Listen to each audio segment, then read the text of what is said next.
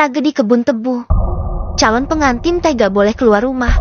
Apalagi udah mendekati hari-hari. Kudu dipingit.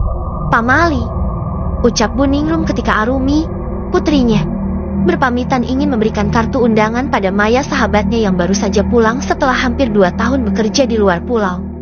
Cuma sebentar, Bu. Insya Allah gak akan ada apa-apa. Lagian rumah Maya teh pandeket atuh. Arumi gak sabar pengen kasih undangan ini sama dia.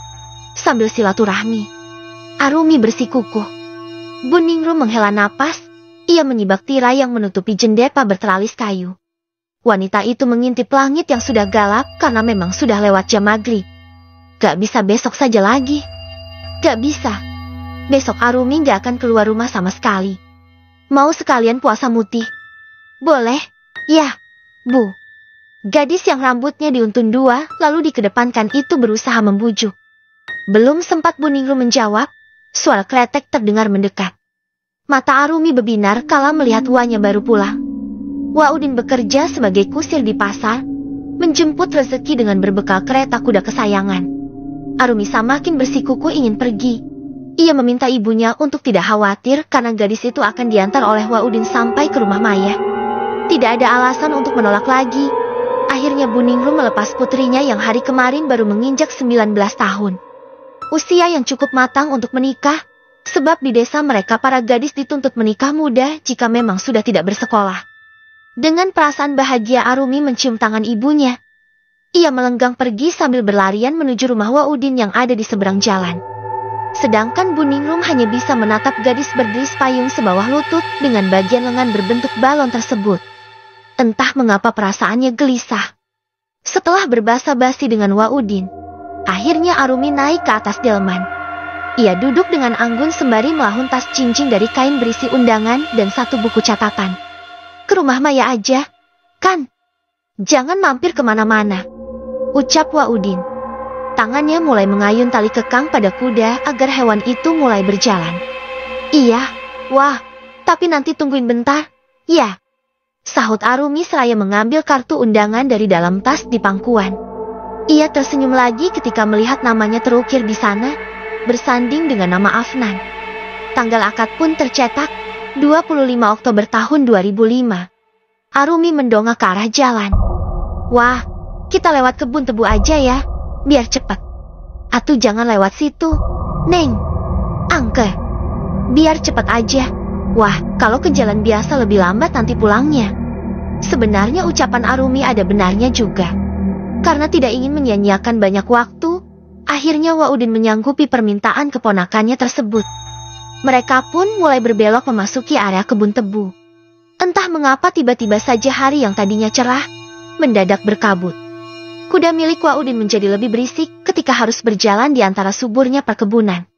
Kata orang mah di sini banyak hantunya. Rum, bisik Waudin gelisah, malah membuat kudanya kian agresif bersuara keras. Ah masa sih? Wah, tapi kalaupun benar, ya jangan diomongin kayak gitu, Pamali. Suasana kian hening. Angin menerpa dedaunan menimbulkan suara gemerisik cukup keras. Arumi memeluk lengannya sendiri, mengusap-usapnya perlahan. Dingin begitu menusuk, padahal malam masih belum terlalu larut. Gadis itu terhenyak saat Waudin menarik pedati hingga kudanya terhenti. Arumi sampai harus berpegangan pada kayu penyangga samping delman. Ia bertanya berkali-kali, mengapa berhenti mendadak? Ternyata 4 pria berpenutup wajah menghadang delman mereka. 2 orang memaksa Waudin untuk turun, 2 lagi menarik tangan Arumi dari belakang. Gadis itu sempat berteriak, tetapi salah satu di antara mereka membekap mulutnya sambil menyimpan golok di leher. Jangan teriak atau kamu mati. Mata Arumi membulat. Tubuhnya berontak kembali melihat leher Waudin ditebas begitu saja tanpa aba-aba. Kakak dari ibunya itu jatuh ke tanah bersimbah darah. Kuda milik Waudin dipecut, hingga berlari tunggang langgang tanpa arah. Kedua orang yang menyakiti Waudin menghampiri Arumi, menutup mulut Arumi dengan kain hitam. Tangannya dirapatkan. Ikut ditali hanya kaki yang masih bebas. Mereka menyeret tubuh gadis itu ke tempat yang lebih gelap. Begitu juga mayat Waudin. Diamankan terlebih dahulu ke tempat sempit, lantas ditutupi daun tebu yang berhambur di tanah. Setelahnya, si calon pengantin dibaringkan di tanah. dicekal dari belakang oleh seseorang. Arumi hanya bisa menangis karena bagian tubuhnya yang sensitif digerayami oleh mereka. Tawa para iblis itu menggema, seolah siap melahap Arumi sepenuhnya. Aksi bejat itu kian brutal dan berani. Satu orang mendekap tubuh Arumi dari belakang. Dua orang lain memegangi kaki. Dan satu lagi menghancurkan pertahanan mahkota Arumi yang ia jaga baik-baik untuk calon suaminya. Dunia Arumi seakan hancur di detik itu juga. Harapan membangun keluarga bahagia bersama Afnan lenyap sudah. Yang Arumi rasakan sakit di seluruh badan juga hati. Tangan mengepal pada dedaunan kering kala satu persatu dari pria bajingan itu bergiliran merusak hidupnya. Wajah gadis itu sudah basah oleh keringat serta air mata. Siapa sangka penderitaan Arumi tak cukup sampai sana. Wajah Arumi ditutup oleh kain hitam, membuat ia kesulitan bernapas. Tubuhnya bergerak-gerak selama 1 menit, lalu lemas begitu saja.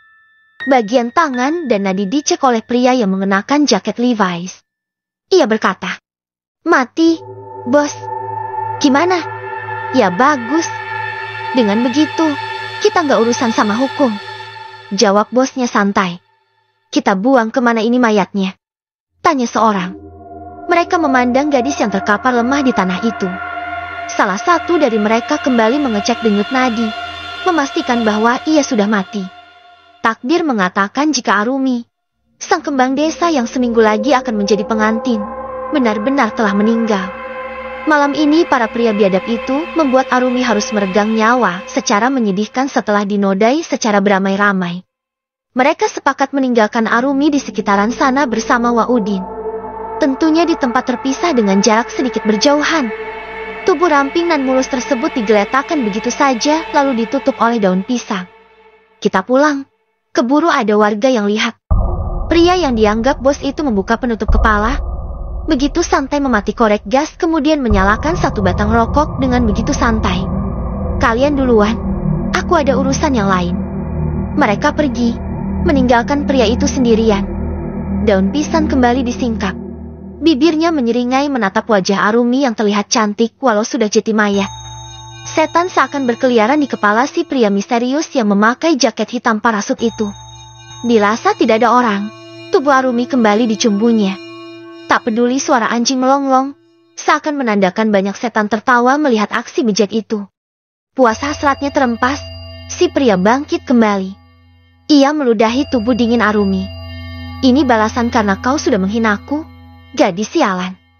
Pria itu pun buru-buru pergi. Kembali pulang dalam keadaan bahagia sebab dendamnya telah tuntas. Jam telah berlalu, seorang ibu gelisah menunggu kedatangan putrinya yang belum kunjung pulang. Sudah hampir tengah malam. Belum ada suara delman milik Waudin datang. Terpaksa Bu Ningrum mendatangi rumah-rumah tetangga, mengatakan bahwa putrinya hilang. Di tengah kepanikan itu, Afnan datang berlarian menghampiri Bu Ningrum.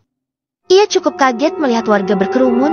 Kebetulan Afnan dan Arumi tinggal di desa yang sama dan hanya berbeda RT saja. "Bu, ada apa?" tanya Afnan bingung. "Arumi, belum pulang dari tadi udah maghrib. Katanya mau ke rumah Maya." "Afnan kesini ada apa?" Jantung Afnan berdetak begitu cepat. Dengan lirih ia menjawab, Saya mimpi. Bu, saya mimpi Arumi minta tolong sambil nangis. Tapi di mimpi itu, Arumi ada di perkebunan tebu." Semua yang mendengar mendadak terdiam. Sebagian dari mereka was-was karena percaya perkebunan tebu bisa membawa manusia ke alam siluman. Tidak ada keadilan. Mendung pagi di desa Cibodas Wetan bukan hanya dari langit saja, melainkan wajah-wajah murung penduduknya. Mereka dikagetkan dengan penemuan 2 jenazah di perkebunan tebu mati secara mengenaskan. Semalam Bu Ningrum mengikuti firasat calon menantunya yang menyebutkan mimpi bertemu Arumi. Gadis itu sedang menangis di sana. Awalnya warga menolak. Mereka takut memasuki wilayah itu karena dianggap angka. Namun, rasa takut kalah dengan rasa penasaran. Mereka berbondong-bondong mencari jejak Arumi dan Waudin. Bercakan darah segar bekas tebasan senjata tajam menjadi saksi bisu bahwa kedua orang yang dicari ada di tempat tersebut. Sela-sela pohon tebu pun ditelusuri. Bu Ningrum dan Afnan dipaksa berpikir positif, tetapi memang sulit. Fakta di lapangan mengharuskan mereka menangis histeris kala menemukan Arumi terbujur kaku dengan tubuh terikat.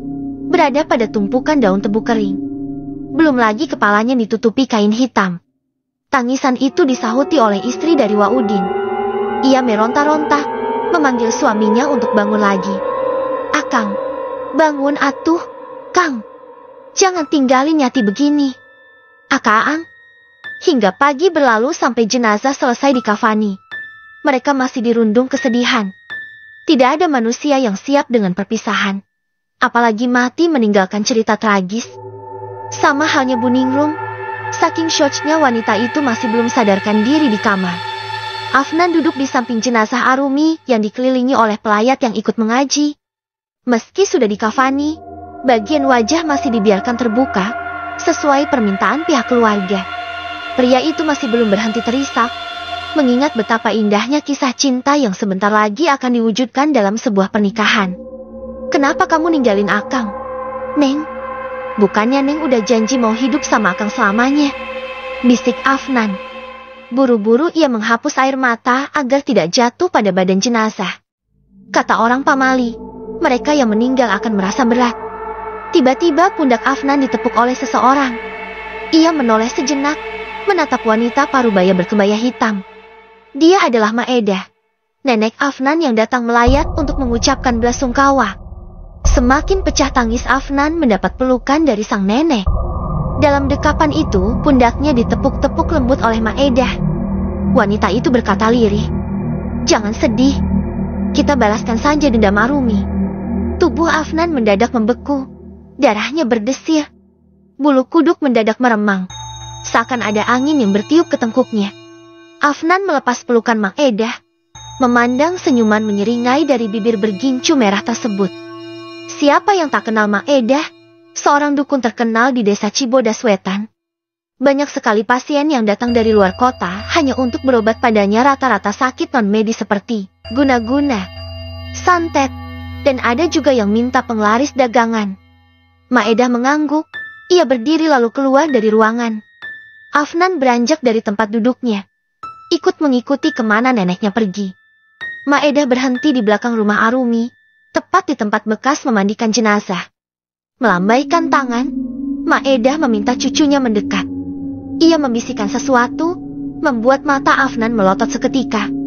Siapa sangka, Maedah menyuruh Afnan melakukan sesuatu yang mustahil dilakukan. "Mak teh serius?" tanya Afnan sambil menjauhkan badannya kembali. "Ya serius atuh. Memangnya kamu gak sakit hati lihat si Arumi diperlakukan begitu?" "Tapi, Mak," Maedah berdecak. "Sudah, itu mah terserah kamu. Emak mah cuma mau bantu." Tubuh Afnan gemetaran, bingung harus menjawab apa. Sementara Maedah memilih pergi, meninggalkan Afnan yang tiba-tiba berkeringat dingin. Panggilan untuk menyolatkan dua jenazah pun telah menggema di masjid.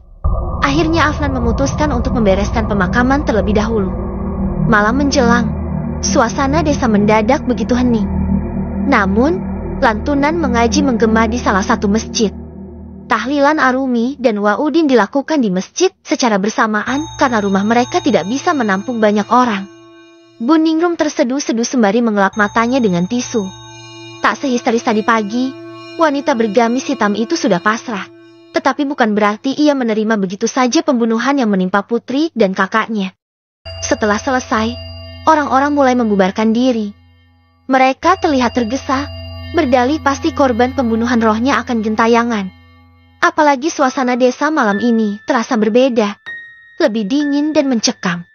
Bu Ningrum menghampiri Pak Lurah yang akan segera keluar dari masjid. "Assalamualaikum, Pak, sebentar, saya mau bicara." "Kenapa, Bu?" tanya Pak Lurah, menghentikan langkah kakinya. "Punten, apa saya bisa minta bantuan buat mengurus kematian Arumi?" Mata Lurah Bahri menyipit. Seakan paham, Bu Ningrum menyambut kalimatnya. "Maksud saya teh, saya ingin lapor ke polisi tentang kematian Arumi. Sebagai seorang ibu, saya nggak rela kalau penjahatnya bebas gitu aja." Ekspresi Lurah Bahri ternyata di luar dugaan. Pria itu malah berdecak seolah menyepelekan kecemasan pria di sampingnya. "Bu Ningrum, ke kantor polisi itu perlu banyak duit. Memangnya kamu mau nanggung semuanya? Memangnya kamu mampu?" "Pak, bukan begitu." "Oh, Atau Buningrum nyuruh saya buat danain? Gak, urusan saya banyak. Suruh siapa dulu nolak lamaran saya ke Arumi. Giliran begini, saya yang repot. Tanpa berpamita pria itu pergi. Ia menggerutu, tetapi kata-kata menyakitkannya terdengar jelas di telinga Buningrum. Dasar orang miskin gak tahu diri. Spontas air mata Buningrum berlinang, tangannya disimpan di dada. Perih hatinya seperti disayat belati tajam. Tiada tempat bersandar. Karena selama puluhan tahun wanita itu hanya hidup berdua dengan Arumi. Sekarang ia tinggal sendirian. Sementara itu di sebuah tempat, Afnan memilih untuk tidak hadir di acara tahlilan. Tetapi malah datang ke rumah sang nenek untuk menanyakan tentang sesuatu yang diminta Maedah tadi siang.